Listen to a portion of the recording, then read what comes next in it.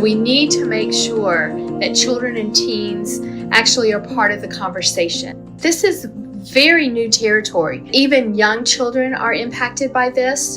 And so there's quite a bit of work being done to think about how do we talk to children. We know that from the past. We know that, for example, after the Boston Marathon bombing, families that actually talked to their children about what was happening and about what was being done, those children did better from a mental health perspective. I've been involved in response to, 9/11, Katrina, earthquake in Sichuan, China. Scientists recognize that some events happen and it's important to jump in immediately to be able to understand it. Mental health researchers have jumped in to be able to see what can we be learning now and continue to look at how does this impact the future. So prior to the pandemic outbreak, we had an ongoing project that focused on the development, social-emotional development, health, and well-being of Chinese and Korean American families. With the start of the COVID-19 pandemic, we started to see reports of increased acts of racism and xenophobia, both on social media, in the news, and also some of the families were, sort of reporting having some of these experiences. We're doing the first phase of data collection now at what we think is and hope is the height of the pandemic, and then in about 6 to 7 months, we're hoping that things will have improved and we'll be able to follow up then what happens with regard to their mental health and experiences, discrimination and anxieties and fears, and whether it plateaus and then dips down, or whether there is some sort of post-traumatic similar types of effects. What are resources that families have, that communities have, that parents and children have, that they can draw on? They're going to be looking to the trusted adults in their lives. You as an adult are probably the most important figure in terms of how children and teens will cope. In something like a pandemic, one of the things that is so important for children is having a schedule or a routine.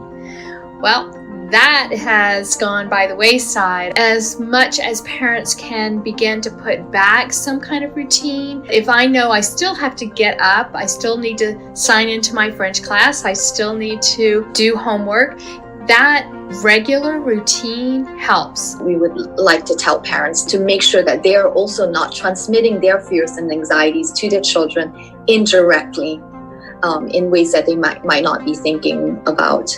Making sure to be supportive and validating children's concerns and fears before trying to come in and trying to fix it for them. For those who just arrived, you are chatting me your answer privately. In situations where children are having difficulties at home, having a teacher who is a positive relationship conveys kind of a protective factor to an otherwise challenging situation. At the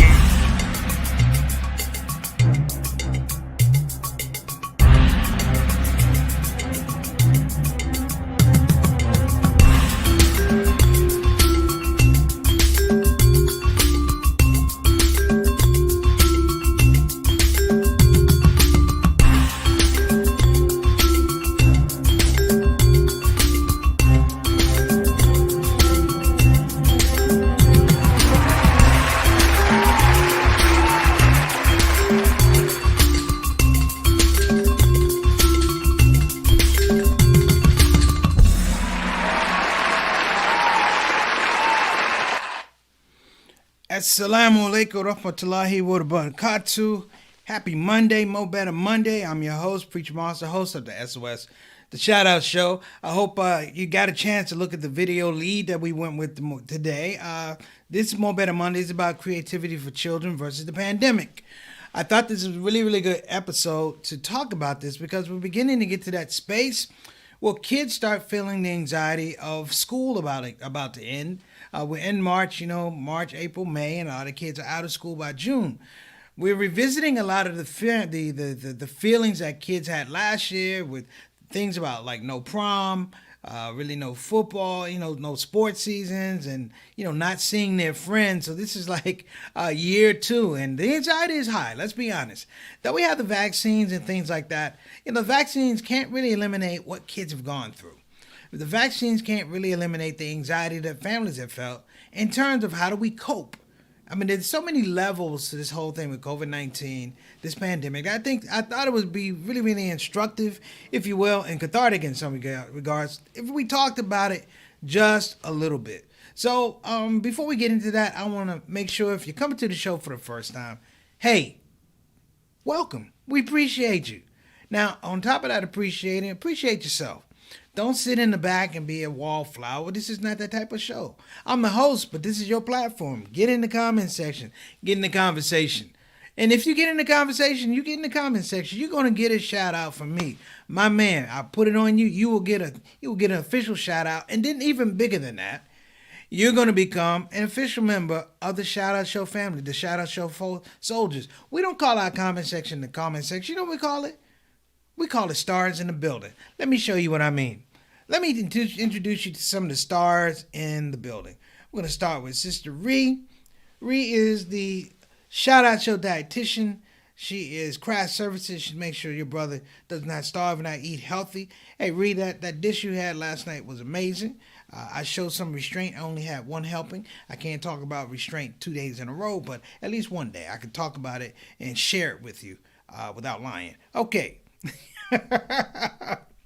And we have Sister Sultana, my right hand Muslim, my buddy, my partner in crime, who makes this show a possibility, brothers and sisters. When I say make it a possibility, it means that she has ideas, she has contents, she has a lot of things that are going on. And I just want to say, hey, I appreciate you putting up with me, because sometimes I'm not the easiest person to put up with. And then on top of it, sometimes my ideas are out there and she reins me in.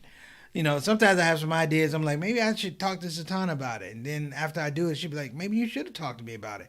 But this one, I know. This one is about teaching, education, and children. I feel confident that I can speak about this from a good place, a meaningful place, and a place of knowledge and understanding. So we also have Sister Aika coming all the way in from Indonesia. We appreciate you, Sister Aika. We hope all is well. She's just getting off the rug. It's Fadra over there, and we appreciate you coming in. After Fadra, we know you could be going back to sleep, but you came to hang out with your Shout Out Show family, and we appreciate you for that. Back in the building, one of our stars, we have Sister Christy Santiago, are you still in Tennessee, or did you make it back to Texas? I just want to know. You can let us know later. But more importantly, how is that foot doing? How are you feeling? Are you able to move around? Do you need therapy? I mean, what's going on? I know you injured yourself. And so all jokes aside, I want to make sure that you're doing all right. We want to make sure that you're doing all right. Here's a little one, Sister Reed, laughing at me spell LOL wrong. Lou. She wanted to be LOL, but she spelled it Lou. That's funny. And my main man, Doug Robinson, sound man extraordinaire. How you doing, Brother Doug? Appreciate you coming on the show. Announcements. What are the announcements, Brother Doug? Do I have announcements? You have an announcement. Put it in the comment section. If I have an announcement, remind me. If you have an announcement, I will announce it for you, brother. I appreciate it. I know, Sister Reed, you corrected it, but I had to have fun. Reed, I was going to mess with you because you spelled LOL wrong.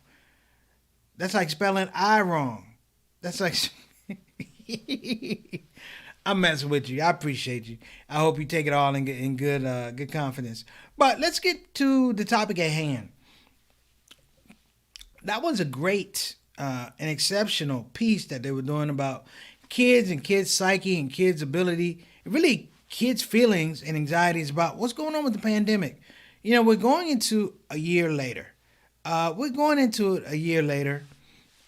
I'll be honest, I thought that, yes, the pandemic would stick around as long as it has. I thought that the show would stick around the pandemic would stick, because we didn't know a lot of things. We didn't know when a vaccine was coming. We didn't know variants. We didn't know spread. We didn't know a lot of things. We were just doing the essential issue of making sure that you cover your mouth and I was just afraid of everything, brothers and sisters. So I covered my mouth and stayed away from people and things like that. And I wasn't a doctor, but I told people that. But in the issue of children, I find that it's different. It is different because a lot of the kids took their cues from adults through no fault of their own. We have a fiduciary responsibility, not just our own independent children. I'm talking about to our youth.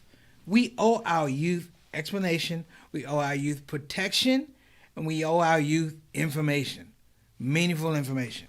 And for a point there, we just didn't know. It was nobody's fault. It was some people's fault, but it was nobody's fault in terms of how so-and-so got COVID and so-and-so didn't get COVID. How this person was asymptomatic and this person wasn't asymptomatic. And what we begin to learn, brothers and sisters, is this thing that we have to be able to talk to youth. And this is a big one. This was even before COVID. There had been a fundamental breakdown that we were not able to talk to our youth. When I say talk to our youth, meaning to explain process, to explain consequences, to explain potential and opportunities. What we gave them was a quick cause effect in a lot of regards, and there was no real beneficial information or explanation in the interstitial. And I have to say, I'm a product of that, but I'm a product of having parents that introduced me to ideas and reintroduced me to ideas and reintroduced me to ideas with the capacity that you bet not do it again. That's how we learn. Some of us, you bet, if they say you bet not do it again, they're going to tell you what you did over and over and over again, and it became ingrained. This is not what I wanted to do. You know, that was a way of social rearing, a child rearing, and it has its place, brothers and sisters. But in the pandemic, it's different. Because in the pandemic, we're surrounded by a lot of questions, and we have a lot of things that happen to us that really challenge what we believe. It challenges our faith, and it challenges, honestly, our investments and our faith in people. One of the things I've learned when dealing with kids, and I'm going to give this to you from an educational background, from teaching severely emotionally disturbed children. I taught severely emotionally disturbed kids for a little short of 11 years. And what I learned from some very astute mentors, I might add, what I learned from some very astute mentors was that to keep children in the pocket, that's what we called it, to keep children in the pocket. You know, ever heard of James Brown groove, and it was locked in the pocket, and you could guarantee that on the 1 and the 3 you're going to hear something, pap, boom, boom, pap, boom, boom. It was the same philosophy when we talked about kids, keeping kids in the pocket. And there's certain things we always did with these kids. One, when it became issues about them, their personal development, their personal growth, we didn't hold that back from them. We treated young boys like young men, and we treated young girls like young women. And that we challenged them that if I give you this information, I'm looking for you to show me what you're going to do with it. And if you don't know what to do with it, that's fine, but we're going to have a discussion about the possibilities. We're not necessarily doing that. And COVID is a very, very wicked disease because it's so quick. Brothers and sisters, it's so quick. I'm surprised at how many times it's taken couples, like a mother and a father, a grandmother and grandfather, or a sister and a brother. You know, it's a very different type of disease. And let's be honest, we don't deal with pandemics all the time. One of the things I have to say that's really, really important, and it's, if you're old school, you're probably going to say this. If my dad is watching, don't take this personal. My dad, for all of my life, even now, he doesn't sleep past 5 in the morning. Let me just say that. My dad doesn't sleep past 5 in the morning. And that's his business. The problem is, when I was a kid, because he was my dad, I couldn't sleep past 5 in the morning. He was up, I was up. That was it. If I went to bed whenever, when he got up at 5, we all got up at 5. And I used to think, what am I doing? You couldn't call your friends. You couldn't watch TV. The TV wouldn't even be on. You know what I'm saying? I'm talking old school. They still have the because you're waiting for the TV to come on at 6. That's how old I am. But my point is, you be sitting up. You couldn't call your friends. It was too early to eat cereal. And I was like, why is he doing this? And then I had to stay with my grandfather. And my grandfather got up earlier. He was up at 4. So I'm like, Pops is slacking. He's an hour late. But what I learned from my grandfather and my father and my mother as well is that they were children who were raised with routines. And what parents who have been raised with routines, they give their kids routines. And the one thing about this pandemic, it has destroyed people's routine. So if there's anything we want to start with, number one, in terms of creativity with our kids, creativity is largely wrapped around routine. You don't get to be creative happenstance. When you find something that you're creatively attached to, you continue to work on it. And people can say that's ethic and thing, but it doesn't happen without routine. And understanding that you're in a routine brings value to the whole aspect of what you're doing. It also brings insight.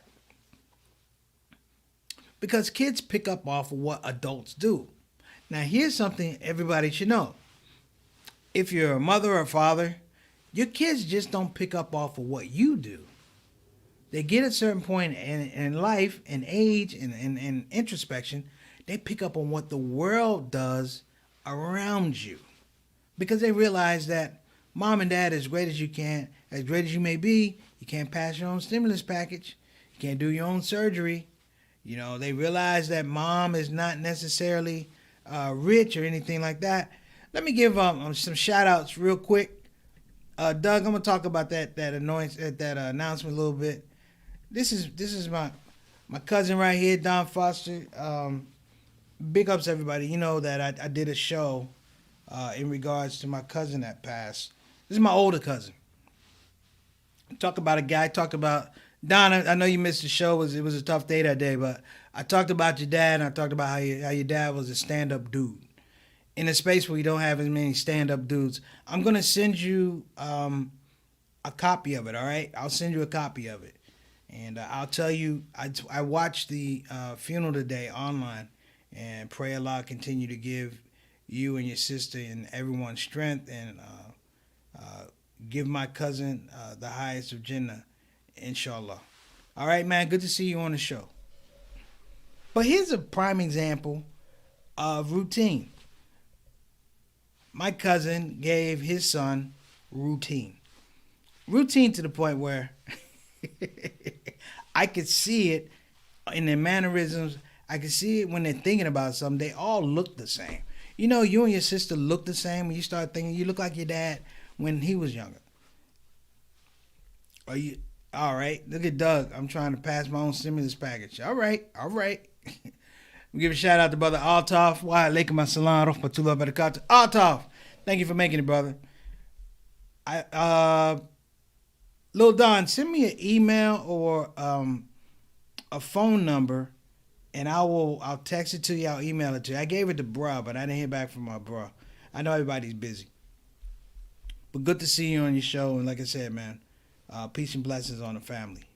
I'm glad everybody was there. I watched it from. But what was up with the minister making fat jokes? Okay, I'll talk about you later. All right. He was on the roll.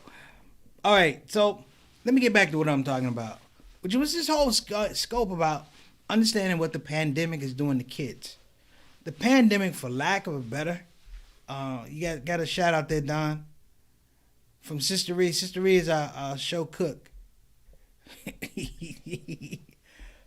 I told the story. Well, I'll send it to you. In fact, give me. I gotta get the number.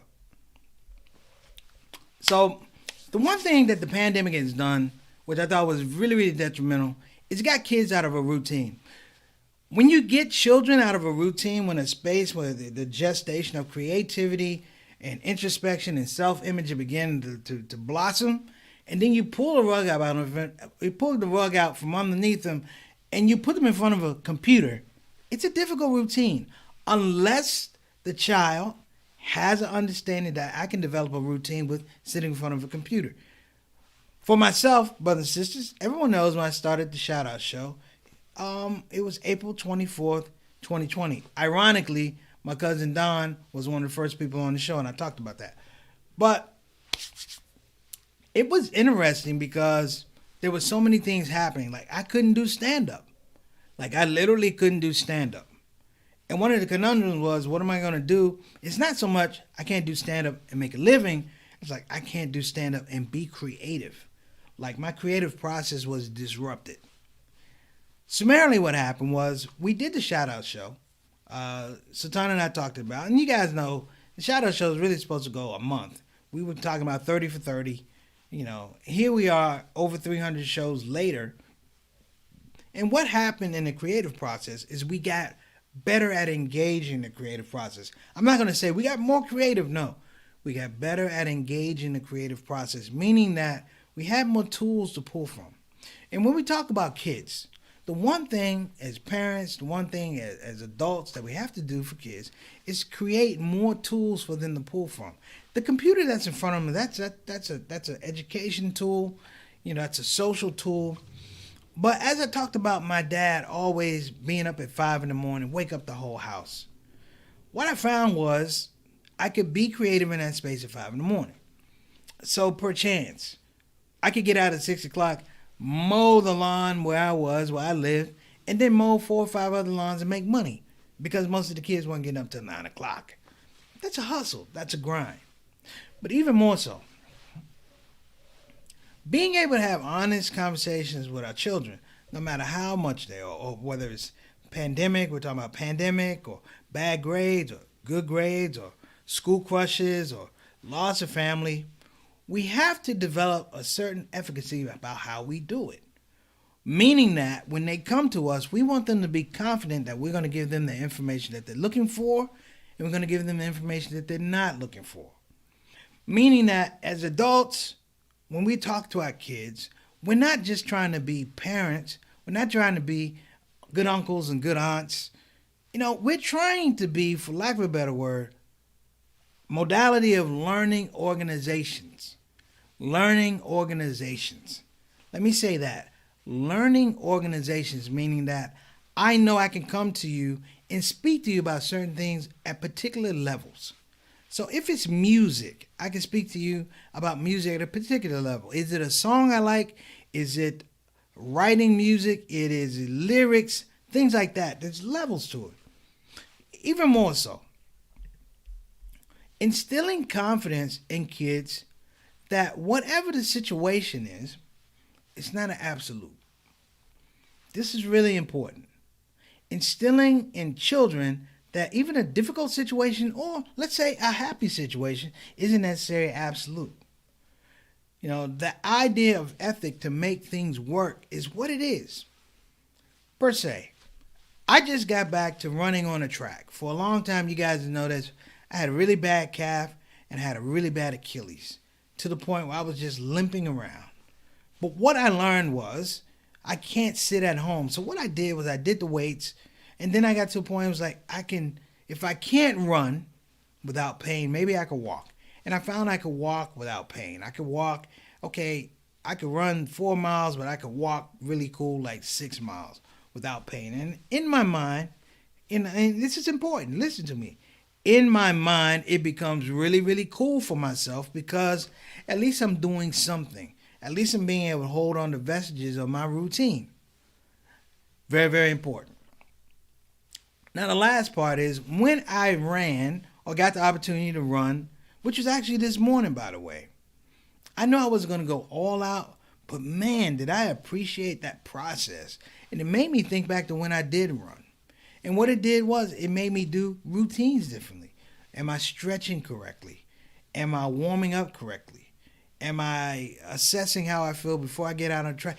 Or am I running in the right shoes? It gave me all these levers, if you will, of introspection. And it allowed me to check myself. Because people don't really understand. People don't really understand. That's right. My mom had to make it to the funeral too. It was important. When I told you guys my cousin that passed away, that was my oldest cousin. And as a comedian, it means a little something different when you can make him laugh. And we had good laughs. We had really good laughs. Lil Don, I remember back to the trip when me and your dad drove up to Maryland Eastern Shore to go see you, and we were listening to some crazy jazz, and maybe we just driving. This was a fun time, man. And then you graduated, and he was a happy dude. But let me focus on this, and then I'm gonna move it around a little bit. At this point in time, it becomes a paramount issue that we empower kids. We empower our youth. And I'm going to tell you why. It's clear. All of us know this. The future is with the youth. The future is with the youth. And they are seeing firsthand, brothers and sisters, how life works, how politics works, how race works, how education works, how wealth works.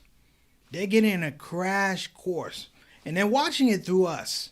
They're watching it through our actions, whether it's political actions, whether it's religious actions. They are looking at our routines, and they're assessing how good we are at our routines. There's years ago, a good friend of mine lost a job. He lost his job.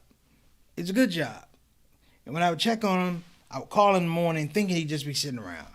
And he said, no. I said, what are you doing? He said, man, I'm ironing my shirt. I'm going out looking for a job. I'm like, what do you mean you iron your shirt?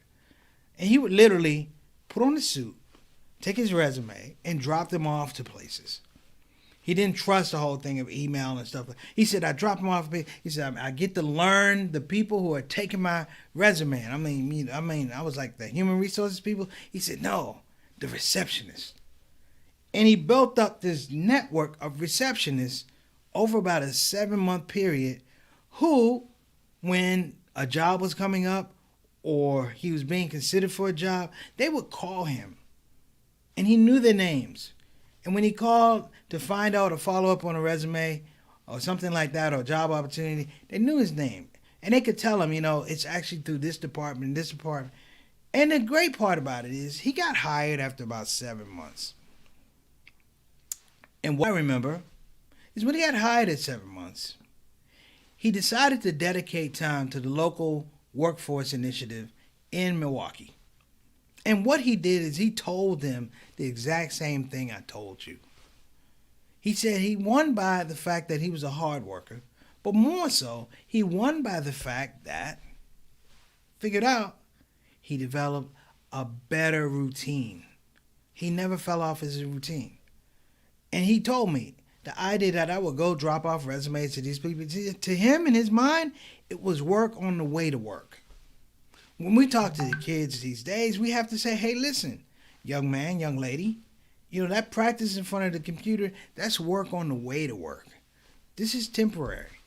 What I want you to do is develop a routine so that you can master and leverage whatever is coming out of that computer screen. And when the computer screen is closed, your conversation, I want you to come to me and ask me questions. Interrogate me.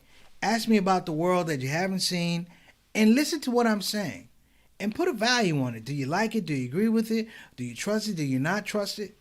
In fact, what I'm saying is, get up with me at 5 in the morning. Get up with me at 5 in the morning. So let me close out here, because I know we're moving a little fast and we're getting to the end of our time, and we can try and keep this thing short. First of all, big ups and sympathies and condolences to my family, the Foster family and the Moss family. Let's get that out of the way. Second thing is, for everything that's going on, brothers and sisters, there's a reason, but there's a routine.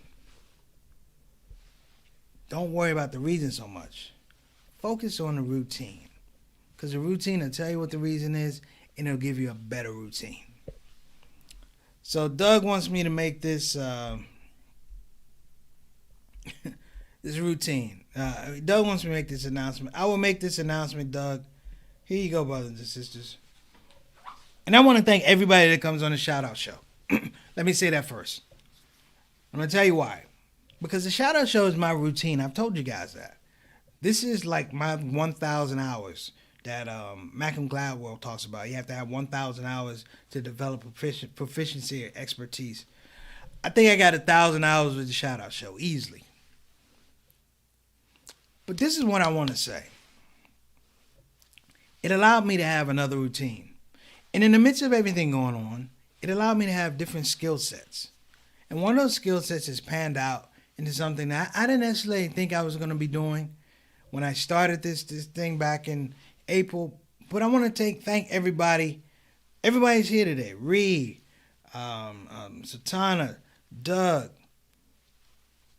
Don Foster, Altoff, Ika, a whole lot of other people, other sisters Satana, Sakina, JT, all those folks, because it bore fruit. There's a documentary project that's going on that's on Muhammad Ali. And when they originally called me, the person who was supposed to do the narration was none other than Louis Gossett Jr., who I have immense respect for. Unfortunately, and Sister Rabina too. I want to shout out Sister Rabina and Sister Yasmin Fruits as well. And I got a bunch of other people. But Louis Gossett Jr. was supposed to do the narration on this new Muhammad Ali documentary that's going to be on NPR. They're going to do 6 episodes. It's going to be tremendous.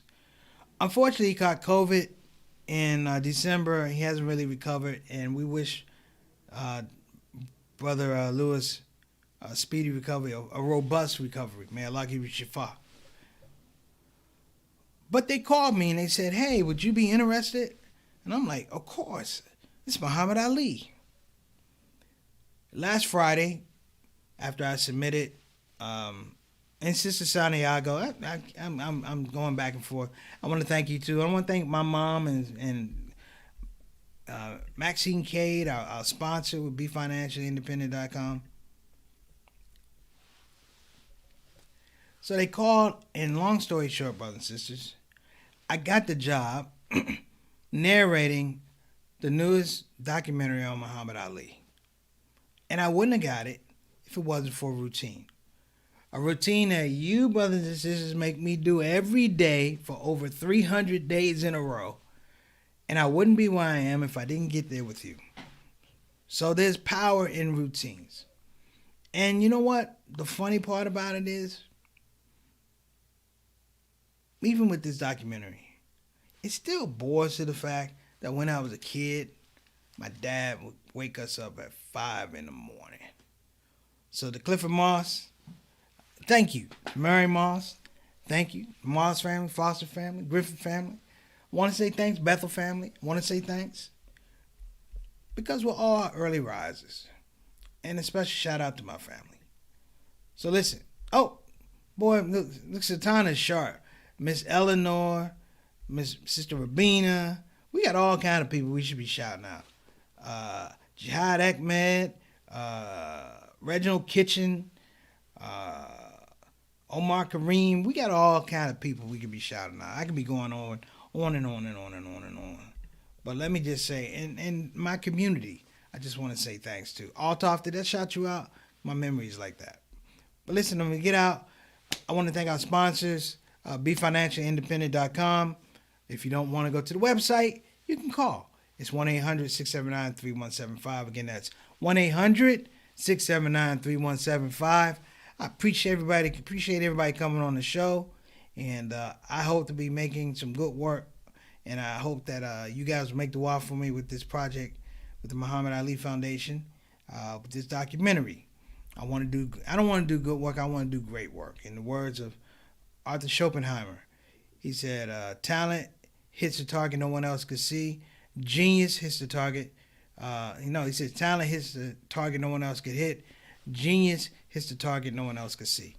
All right, we got one more message and I'm going to get out of here. Oh, my man. Thank you, brother. And my main man, Jawad Khawaja. Big shout out, man. I hope your dad, everybody make dua for Jawad's dad, please. He's had some health issues. He was recovering from a COVID infection a while ago. He's an older gentleman, but he's a stronger gentleman. He's very strong, but our bodies are our bodies. So he's been in the hospital, so I make dua for him.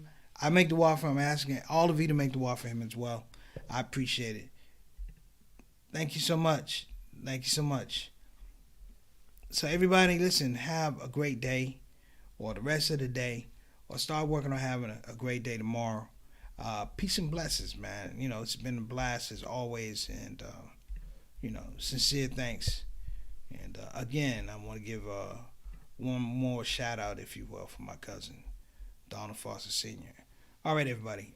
Assalamu alaikum wa rahmatullahi wa barakatuh. That's the shout out show for today.